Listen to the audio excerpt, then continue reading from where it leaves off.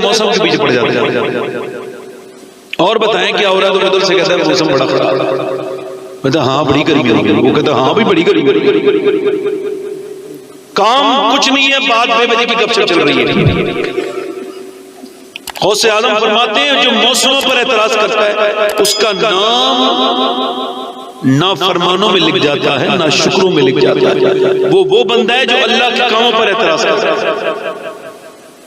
मदीने में एक बार हवा बहुत तेज चल रही थी, एक सहाबी ने कहा हवा बहुत तेज चल रही है, उसने फरमाया खामोश, ये हवा खुद नहीं चलती है, इसे मेरा रब चलाता है तो चलती है।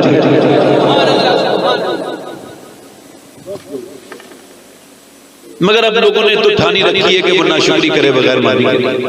किसी ने शेख सादी से पूछा क्या हाल है, तो वो रो दिए, समझदार इंसान थे। उसने पूछा हुजूर कोई तकलीफ हो गई? मैंने तो हाल ही पूछा है। तो कहने लगे तूने हाल पूछा है तभी तो रो रहा हूँ कि मैं जवान हुआ बूढ़ा हो गया, मेरे दांत टूट गए, अल्लाह की नेमतें खाते खाते, मगर मेरी जबान आज तक उसकी नाशुक्री से बात नहीं आई। मैं कश्मीर गया था, तो कश्मीर तो गैर मुस्लिम भी जाते हैं, ये कोई बड़ी बात नहीं। वहां एक आदमी मुझे मिला, उसका कैंसर था, उसका नाम मोहम्मद सलीम है, ये बताना चाहता हूं। अकेले कमरे में मैंने उससे मुलाकात की, मैंने कहा क्या हाल है सलीम भाई? अल्लाह का शुक्र है। मैं कहा मैंने सुना है आपको कैंसर है, लेकिन कैंसर है तभी तो शुक्र है। मैंने कहा क्या हुआ, क्या कह रहे हैं आप? मैंने इतना मुस्बत और इतना पॉजिटिव इंसान अपनी जिंदगी में नहीं देखा। मैंने पूछा कैंसर है तो शुक्र किस बात का है? कह लगे डॉक्टर कहता है तुम 2 महीने के बाद मर जाओगे, मुझे कीमो चढ़ रहा है। शुक्र इस बात का अदा कर रहा हूँ कि कितने लोगों को ऐसे ही अचानक मौत आ जाती है, तौबा करने की मोहलत नहीं मिलती। मेरे रब ने मुझे 2 महीने का मौका दिया।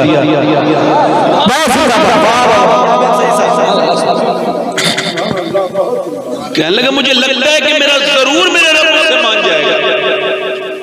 मैं कहा दाढ़ी रखाई आपने? बोले जी। मैंने कहा पहले तो दाढ़ी नहीं थी। कहने लगे कब्र में जाना है ना, उलमा कहते हैं हुजूर कब्र में आते हैं, तो और तो कोई अमाल मेरे ठीक नहीं। सुना है मैं सोचा कि दाढ़ी रखा के चला जाऊंगा। कहता है दिन तो गुजर जाता है सैयद साहब, मगर रात नहीं गुजरती। हाँ कहते मेरी छोटी बच्ची 3 महीने की है और मेरा बड़ा बेटा जो है ना वो 3 साल का है। कहता है मैं इतना दौलतमंद हूं कि शहर में मुझसे ज्यादा मालदार कोई नहीं। 2 पेट्रोल पंप हैं और 2 भट्टे हैं, बड़ा कारोबार है, कई प्लास्टिक की मशीनें हैं, प्लास्टिक का दाना बनाने वाली। तब मेरे पास BMW है, मर्सिडीज है, मेरे पास बेहतरीन कारों का भी कलेक्शन है और बाइक का भी कलेक्शन है। मगर कहता है मेरे किसी काम का नहीं, क्योंकि मुझे कैंसर हो गया। जब से ये कलम चलाया ना डॉक्टर ने कि तुझे कैंसर है, कहते हैं अब डिप्रेशन में हूं भारी वाली। वो कैसे जिंदा रहेगा जिसे खबर पहुंच गई हो कि तुझे मरना है? कोई बात नहीं, अल्लाह ताला चाहेगा तो चुप हो जाएगा, आप परेशान। अल्लाह के काम बातें करनी चाहिए। ऐसे दिल लग रहा है आपको? ऐसी तकलीफ करूं? नहीं मैं करूंगा तकलीफ, मगर बात ये कर रहा हूं अगर मैंने जोर से तकलीफ नहीं की तो आप मुझे मानेंगे कब तकलीफ करेंगे? भाई ये तो हिंदुस्तान और पाकिस्तान की परेशानी यही है कि यहाँ जब तक आदमी जोर से ना बोले तो लगता ही नहीं ठीक बोल रहे। हाँ तो मैं ये अर्ज कर रहा था कि इलाहाबाद में मुझे एक साहब लेके गए, बड़े ध्यान से सुनिएगा, ये मेरी इस मामले में इस मजमून की आखिरी बात है। तो 18 अक्टूबर को मुझे याद है मुझे लेके गए, कहने लगे मेरे बेटे के लिए दुआ कर दे, तबीयत खराब है। रात का वक्त था, 3 बज चुके थे। मैं गया, एक ही कमरा था, उसमें एक लड़का पड़ा था बिस्तर पर, जवान लड़का था। मैं समझा यूं ही तबीयत खराब होगी, मगर उसने 4 साल से होश नहीं आया था, उसको कोमा में था वो, और वो AC लगा था तो ऊपर नीचे से गिर गया, ऊपर से नीचे गिर गया, कोमा में चला गया। उसका बाप कहता है मैं सब्जी बेचता हूँ, मैंने सारे इलाज करा लिए, मेरा बच्चा ठीक नहीं होता। इसकी बीवी 6 महीने के बाद छोड़ के चली गई, 28 साल का जवान है। इसकी माँ इसकी लैट्रीन पेशाब धुलाते परेशान। मैं गरीब आदमी हूँ, एक ही कमरा है, न खाना अच्छा लगता है न पीना अच्छा। कैसे वो माँ जिएगी जिसका बेटा न जिंदा है न मर गया। कहते दुआ करने से ये साहब कि मेरा बेटा या तो मर जाए या ठीक हो जाए। अस्पतालों में जाके देखो दुनिया को, नौजवान लड़के सांस लेने के लिए परेशान, वेंटिलेटर पे रखे, जो 10 मिनट पहले तेज मोटरसाइकिल चला रहे थे अपने अंजाम को पहुंचे। मैं ये कहना चाहता हूं कि जब मैंने ये सूरत हाल देखी तो मुझे अपने आका और रसूल की हदीस याद आई। अल्लाह के रसूल फरमाते हैं कि जिसके पास एक वक्त का खाना हो और जिसे अल्लाह ने सेहत दी हो वो मालदार है, उसे शुक्र अदा करना चाहिए। जरा थोड़ा जोर से बोलिए सुभान अल्लाह, सुभान अल्लाह। है ना? कोई बात नहीं, आपका दिल लग रहा है कि नहीं लग रहा है? तो जरा जोर से बोलिए सुभान अल्लाह। यार आप तो बोलना जानते हैं, हुजूर के यहाँ तो वो भी बोलता है जो बोलना ही नहीं जानता। हाँ, एक औरत, एक आदमी हुजूर की बारगाह में, हुजूर निकल के जा रहे थे तो एक आदमी ने आवाज दी, हुजूर मेरा बेटा है, गूंगा है। बड़ा शुक्र अदा किया था जब ये पैदा हुआ। उसकी माँ रोके बोली या रसूल अल्लाह, एक बार माँ कह दे चाहे फिर बोले ना बोले, मेरे करीब से अगर खतरा किसी ने मांगा, दरिया बहा दिए हैं, दुर्बे बहा दिए हैं। नुज़हतुल मजालिस में लिखा है कि मेरे नबी ने उसे बुलाया और फरमाया तुम रोती क्यों हो, अपने बेटे को लाओ। गूंगा आ गया। हुजूर ने फरमाया क्या आप बेटे बोलते नहीं हो? उसने गर्दन हिलाई। फरमाया अभी तक नहीं बोले थे मगर अब बोलना पड़ेगा। बता मैं कौन हूँ? जो बाप को बोल के न बोला वो रसूल पाक को बोल के बोला, और अल्लाह के रसूल है रसूल।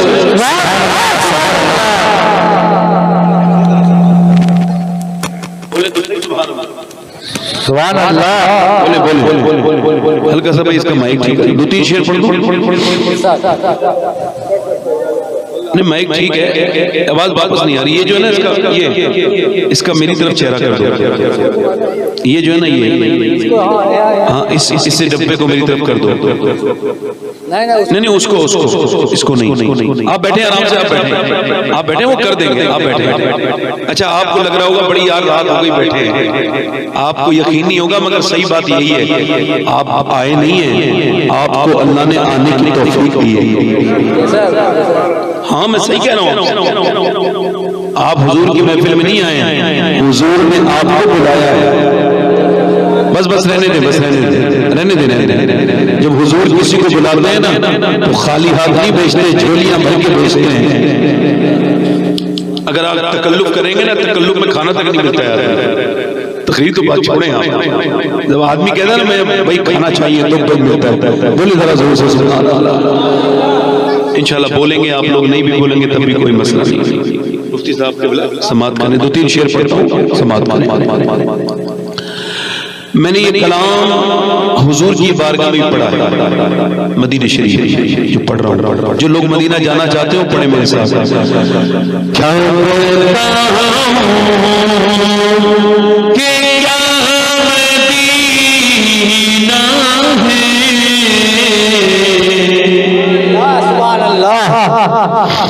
कुछ मेरे दोस्त नहीं बोल रहे, इंशाल्लाह बोलेंगे।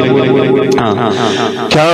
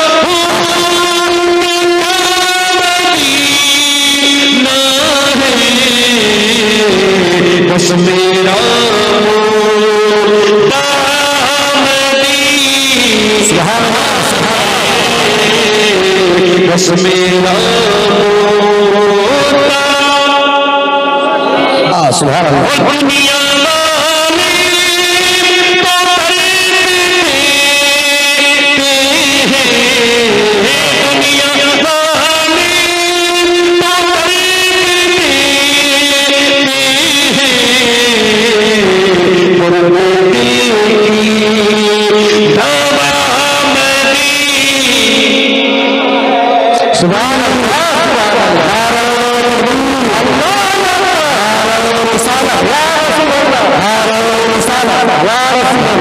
जिन्हें दुनिया वाले बात करते हो ना, दुनिया वालों की बातों से दर्द होता हो और हुजूर की बातों से फिर उसे सुकून हो जाता हो। तो मेरे साथ पढ़े, दुनिया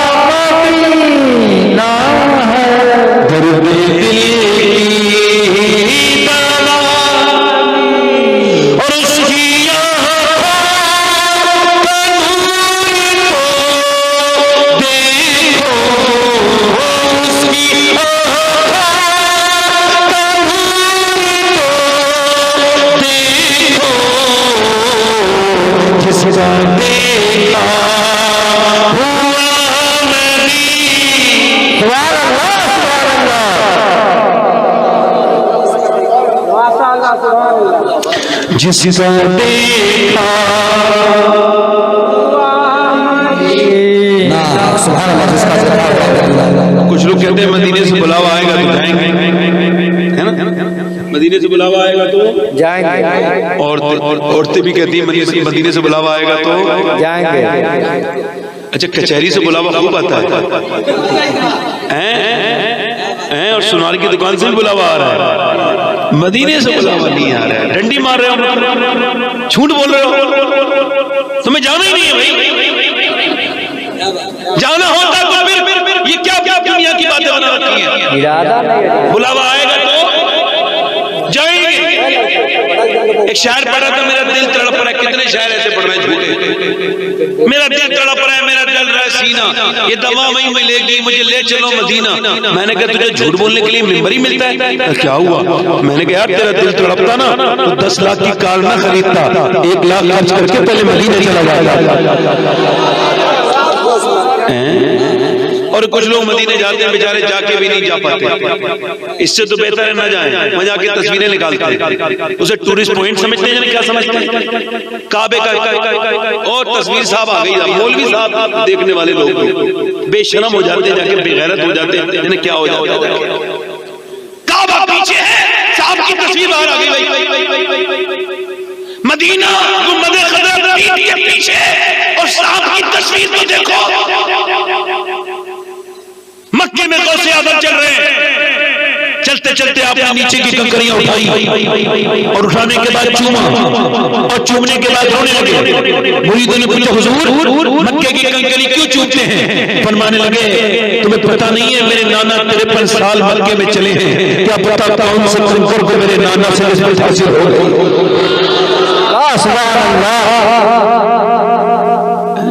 स्टेटस लगा दिया भाई, लो देखो भाई, देखो मदीने में हूं,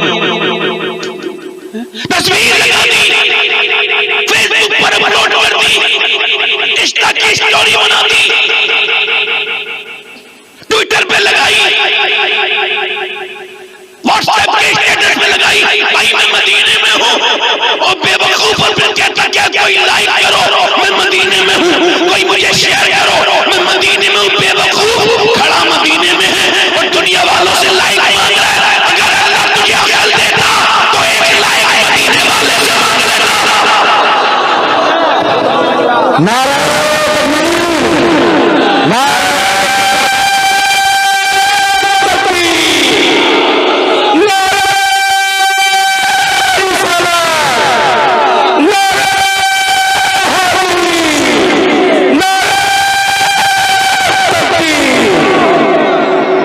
मदीने गए, मदीने आप तो न जाते तो बेहतर। मदीना तो अदब की जगह है, जाओ जाके जन्नत देख रही है, मदीना जाके देखो।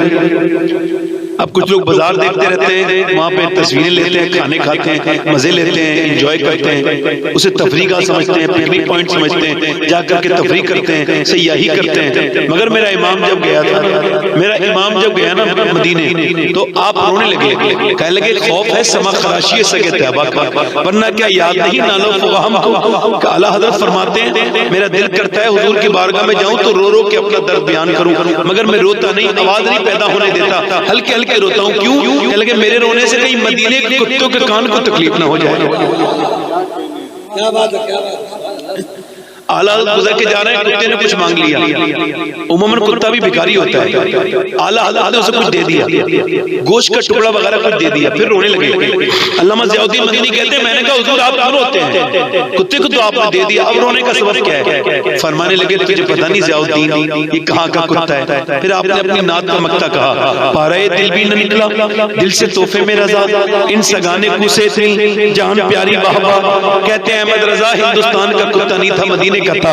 इसका हक ये था कि तू अपना सीना चाक करता, अपना दिल का टुकड़ा निकाल के दे देता, कम से कम तेरी जान चली जाती, मगर मदीने के कुत्ते का हक तो अदा हो जाता। कहाँ जा रहे हो भाई नौजवान, कहाँ जा रहे हो भाई? आपके लिए तो तकरीर कर रहा हूँ, वल्लाह आप ही के लिए कर रहा हूँ, मुझे और किसी की थोड़ी सुना रहा हूँ, आप ही को तो सुनानी है मुझे। बैठ जाए थोड़े से हम जैसे बेकार लोगों से, हालांकि हम आपके स्टेटस के लोग नहीं, मगर खादिम हैं, आप खिदमत करने आए हैं, थोड़ी देर हमें सुने, हो सकता है हम आपकी दुनिया और आखिरत की कोई अच्छी बात कह जाए। अगर आप नहीं सुनेंगे तो फिर हमें कौन सुनेगा?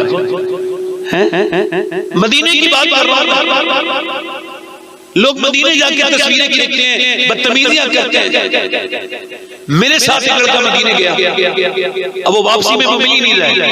एक साहब बोले ढूंढ के लाए ना सैयद साहब, फ्लाइट का टाइम हो रहा है, मैंने जाके देखा तो मस्जिद नबी में जाके रो रहा है, कोने में बैठा। मैंने कहा चलना भाई, कहने लगा नहीं जाऊंगा।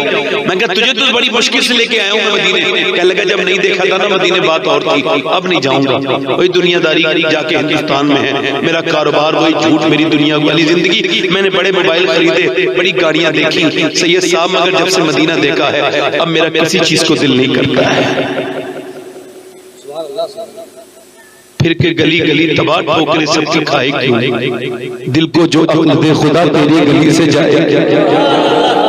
कभी मदीना देखो, 1-2 महीने मोबाइल ना खरीदो, है ना, पढ़ो जरा मेरे साथ, रंग में रंगो तब मजा आएगा। दुनिया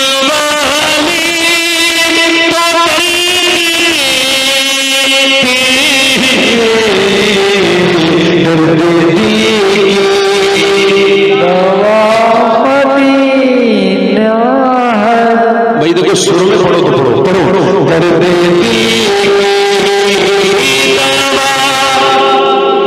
पढ़े बड़े अच्छा पढ़े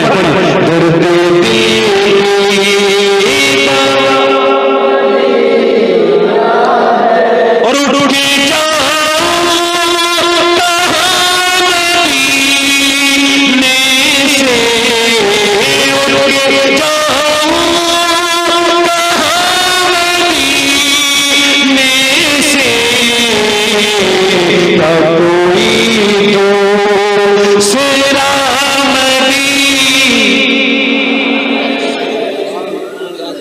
भाई माइक जरा ठीक कर दें, इसका इको कम करें, आवाज बढ़ाएं। मैं अपनी तकरीर शुरू कर रहा हूं, इको कम करें, आवाज बढ़ाएं। माइक वाले सुन रहे हो भाई ना, तो इको कम करें, इको आवाज बढ़ाएं, गूंज कम करें, गूंज, आवाज को सादा करें ताकि समझ में आए। अब बढ़ाएं, आवाज बढ़ाएं और बढ़ाएं, हाँ और बढ़ाएं और बढ़ाएं भाई, बस यहां रहने दें। आवाज साफ आ रही है आपके? अब मुझे भी साफ ही आ रही है। आप बताएं माइक मास्टर मैं हूं या वो है? आप जरा देख लें, मैंने इतना लंबा वक्त गुजारा है कि मुझे भी इसकी सारी चीजें हल्के हल्के आने लगी।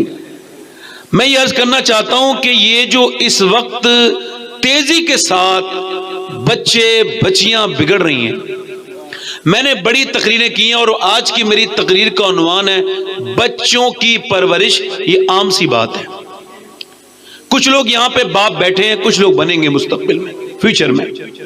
तो जानवर के भी बच्चा होता है मगर वो पालना नहीं जानता, मगर इंसान चूंकि अशरफुल मखलूकात है वो उसको पालता है। अब मैंने बड़ी तकरीरें की है कि माँ बाप का एहतराम किया जाए, और मैं इस तकरीर से कोई रुजू नहीं कर रहा हूं, मैं इससे कोई ये नहीं कह रहा हूं कि मैं अपनी बात वापस ले रहा हूं, मगर मैं ये कहना चाहता हूं कि ये जो बच्चे बिगड़ रहे हैं और तेजी से बिगड़ रहे हैं, आपको और मुझे इल्म भी नहीं है कि वो कितनी तेजी से बिगड़ रहे हैं। आप यकीन नहीं जानेंगे, अगर आप और मैं जिंदा रहते तो देखते कि आने वाला जमाना कितना चैलेंज का जमाना है। एक मिनट भाई, चचा चुप जाए, अब आप लोग अपने मोबाइल वगैरह जो है ना वो उसको साइलेंट कर लें, मेरे दोनों साइलेंट हैं, आप भी कर लें हुजूर के जिक्र की वजह से, वरना फोन का कोई भरोसा नहीं कब आ जाए, है ना, फिर आप यहाँ से उड़ जाएं। हो सकता है इबलीस किसी से टेलीफोन करा दे आपको कि भाई आप यहाँ क्यों बैठे, चलें, ये आपकी मर्जी, महफिल नहीं, आपको तो वही फिल्म देखनी है 3 घंटे की, और उसके बाद एक भद्दा सा कमेंट छोड़ के उस पर चला जाना है। ये बच्चे जो बिगड़ रहे हैं, मैंने कभी सोचा क्या सिर्फ बच्चे जिम्मेदार हैं? नहीं, फुज़ैल बिन इयाज़ घोड़े पे गुजर के जा रहे हैं, घोड़े ने उनको परेशान करना शुरू कर दिया, यानी बिदक गया घोड़ा, बेकाबू हो गया। उन्होंने घोड़े को एक जगह बांध दिया, सजदे में जाके रोने लगे। मुरीदों ने कहा हुजूर घोड़ा परेशान कर रहा था। ये सजदे में रोने का मतलब समझ नहीं आया। कहने लगे मुझे हुजूर की हदीस याद आ गई। अल्लाह के रसूल फरमाते हैं जब बंदा अपने मालिक का कहा नहीं मानता है, उसकी फरमाबरदारी नहीं करता है, तो उसके मातहत फिर उसका कहना नहीं मानते हैं। मैं समझ गया कि मेरा रब मुझसे नाराज हो गया है, जो मेरा घोड़ा तक मेरा कहना नहीं मान रहा है, तो मैंने सोचा पहले अपने रब को मनाऊं, ये घोड़ा बाद में खुद मान जाएगा। इसका मतलब यह कि बच्चे, बीवी, घर वाले अगर कहना नहीं मान रहे, आपकी लेबर, आपके मुलाजिम आपकी बात नहीं मान रहे, तो झगड़ा करने की जरूरत नहीं है। मस्जिद में जाएं और जाकर के अल्लाह के सामने रोए और कहें मालिक ऐसी कौन सी गलती हो गई है जो मेरे बच्चे मेरा कहना नहीं मान रहे हैं, मेरे घर वाले, मेरी बीवी कहना नहीं मान रही है। यकीन जाने अगर अल्लाह राजी हो गया तो फिर किसी को राजी करने की जरूरत नहीं, सारी चीजें खुद ठीक हो जाएंगी। हुजूर फरमाते हैं कि बेटा अपने बाप का राज है, यानी बाप जो छुप के करता है, बेटा कभी कभी खुल के कर देता है, रुसवाई करा देता है। आपकी जिंदगी का असर आपके बच्चों पर डायरेक्ट पड़ता है। मेडिकल साइंस इस बात को वेरीफाई कर चुका है कि बच्चे पे पैदा होने के बाद नहीं, पेट के अंदर से शुरू हो जाता है असर। मां का होना, यानी मां का सोना, मां का उठना, मां का बैठना, मां का खाना, उसका पीना, उसका डिप्रेशन, उसकी टेंशन, उसका ऐसा मूड जो कि वो खुश है, सबका असर उसके पेट के बच्चे पर होता है। यानी जब वो प्रेग्नेंट मोमेंट में जब डॉक्टर के पास जाती है तो डॉक्टर कहता है अगर आप ये चाहती है आपके बच्चे के अंदर आयरन बढ़े, आपका बच्चा ज्यादा ताकतवर बने, आपके बच्चे के अंदर विटामिन डी बढ़े, तो आप ऐसा करें बादाम खाएं और उस विटामिन डी बढ़ेंगे, सेब खाएं विटामिन डी बढ़ेंगे, अमरूद खाएं आपके बच्चे के अंदर विटामिन डी बढ़ेंगे, अनार खाएं आपका बच्चा खूबसूरत होगा। मतलब ये कि अगर अल्लाह का बनाया हुआ अनार, आम, अमरूद और सेब, संतरे अगर मां खाए तो बच्चे पे असर हो जाएगा, तो क्या अल्लाह का कुरान मां पढ़ेगी तो बच्चे पे असर नहीं होगा?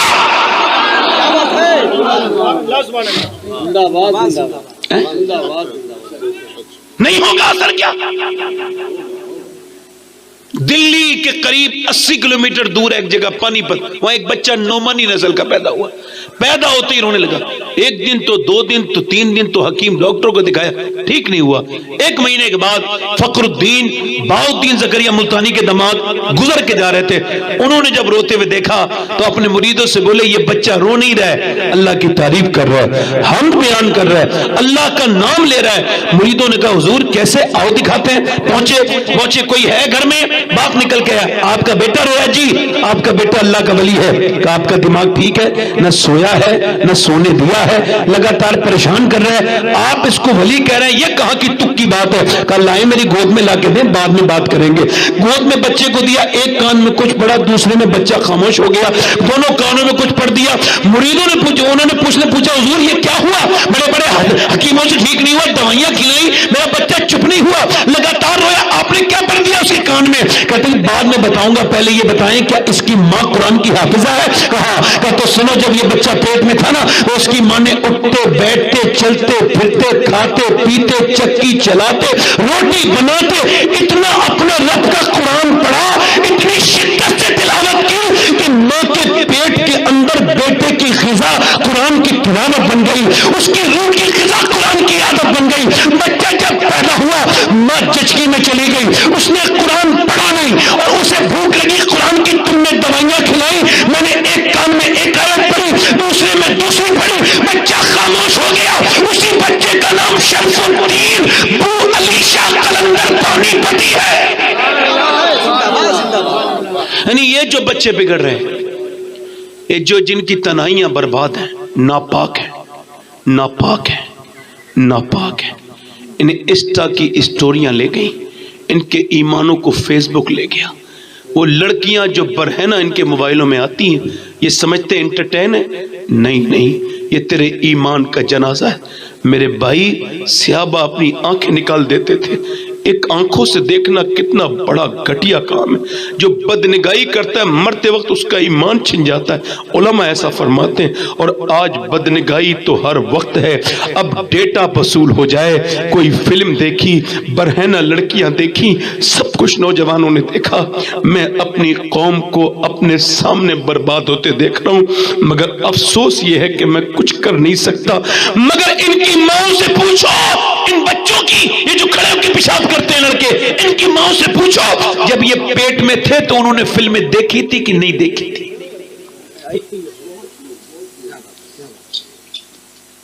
आज शर्माना नहीं चाहिए, बात को सीधा सीधा करना चाहिए। ये घरों में सीरियल जो चल रहे हैं, ये लानत है। ये पाकिस्तानी और हिंदुस्तानी सीरियल जो है ना, ये सिवाय यूट्यूब पे देखती हैं औरतें, मुसलमान औरतें मुसलमान सीरियल को ऐसे देखती हैं जैसे कोई असली जिंदगी हो, और ऐसे उस पर बात तबसरे करती हैं, उसकी बातें ऐसी करती हैं, फलां की शादी हो गई और इसका जनाजा निकल गया, इसकी तलाक हो गई, फलां का उसके साथ मसला है, फलां है। शर्म आनी चाहिए, बेगैरती की हद है कि मियां एक होती है, एक होता है गुनाह और एक होता है अल्लाह के साथ बगावत। गुनाह होता है छुपके, और जो खुल के की जाए तो गुनाह नहीं होता, होता बगावत। ले तू मुझे खिलाता है, ले तू मेरा रब है, ले तू मालिक है जमीन आसमान का, मगर देख मैं बैठ के अपने घर में सामने फिल्म देख रहा हूं, मेरी बेटी भी बैठी है, मेरा बेटा भी बैठा है, मेरे घर वाले भी बैठे हैं, मैं तेरे साथ बगावत कर रहा हूं, तुझसे जो कर मिले कर ले। ये ऐलान है। इकबाल कहता है, डॉक्टर इकबाल कहता है, लोग कहते हैं मुझसे कि हुसैन ने करबला में हक अदा कर दिया, तो मैं उनसे कहता हूं यार अधूरी बात